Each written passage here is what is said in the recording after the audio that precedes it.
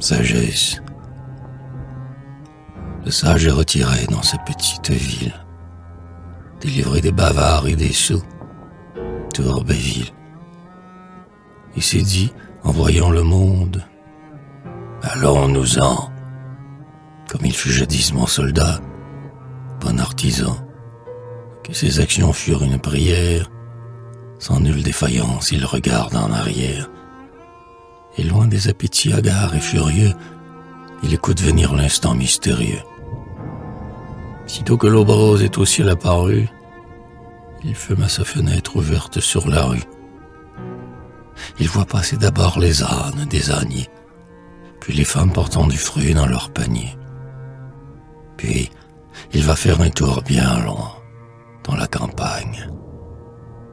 Toujours la solitude est sa chère compagne, et le guide en rêvant sous les ombrages verts. En marchant, il récite à voix basse des vers, puis il rentre, bercé par l'extase rythmique, et ses larges poumons emplis d'air balsamique. Parfois, dans son œil bleu passe un éclair soudain.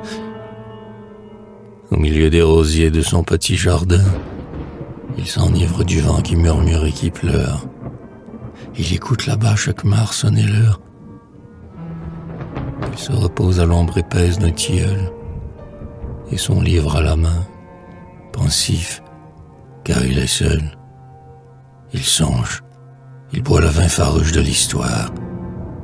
Il a vu le mensonge heureux, la fausse gloire, et ne convoite rien de tous ses biens volés.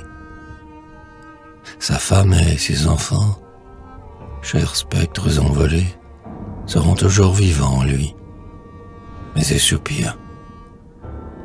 Il lit Pindare, il lit Homère, il lit Shakespeare.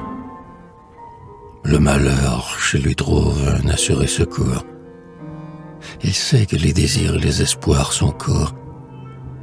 Il vit tranquille, doux, très bon, l'âme hautaine, et près de sa maison murmure une fontaine.